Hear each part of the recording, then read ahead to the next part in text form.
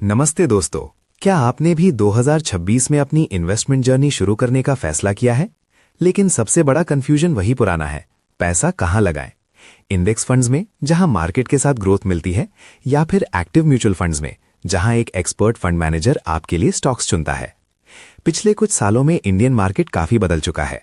अब सवाल सिर्फ रिटर्न का नहीं, बल्कि टैक्स, एक्सपेंस रेशियो और कंसिस्टेंसी का भी है।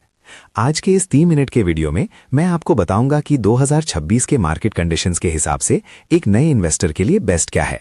चलिए शुरू करते हैं। इंडेक्स फंड्स क्या हैं?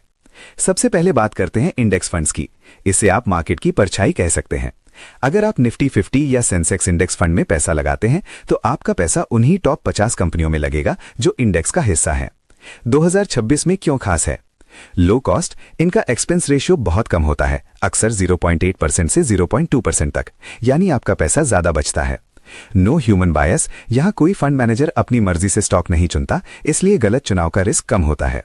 सिंप्लिसिटी, नए इन्वेस्टर्स के लिए इसे समझना और ट्रैक करना बहुत आसान है।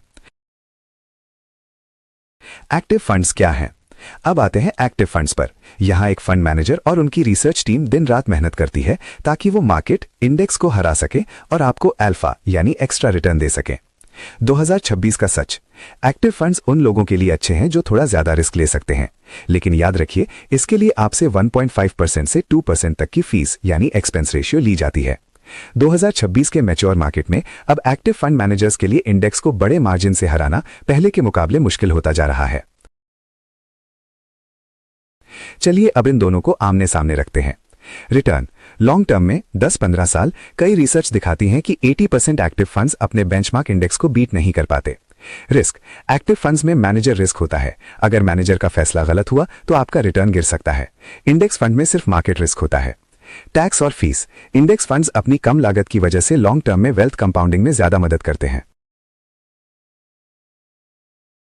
2026 में नए इन्वेस्टर को क्या करना चाहिए? वापस आते हैं टॉपिक पर। तो 2026 में एक नए इन्वेस्टर के लिए क्या बेहतर है? मेरा सुझाव है द 70-30 रूल। क्योंकि आप नए हैं तो अपने पोर्टफोलियो का 70% हिस्सा इंडेक्स फंड्स में, जैसे निफ्टी 50 या निफ्टी नेक्स्ट 50 में रखें। इससे आपकी कोर इन्वेस्टमेंट सुरक्षित रहेगी और मार्केट के साथ बढ़ेगी। बाकी का 30% हिस्सा आप एक्टिव फंड्स में, जैसे स्मॉल कैप या मिड कैप फंड्स में डाल सकते हैं, जहां रिस्क ज्यादा है लेकिन हाई रिटर्न की संभावना भी बनी रहती है।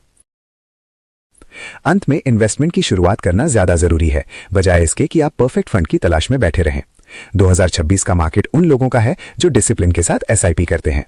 अगर आपको ये वीडियो हेल्पफुल लगा तो इसे लाइक करें और कमेंट में बताएं कि आप अपनी इन्वेस्टमेंट जर्नी कहां से शुरू कर रहे हैं, इंडेक्स या एक्टिव। और हां, यूट्यूब चैनल ग्रोथ गाइड को सब्सक्राइब करना मत भूलना। मिलते हैं अगले वीडियो में। Happy investing.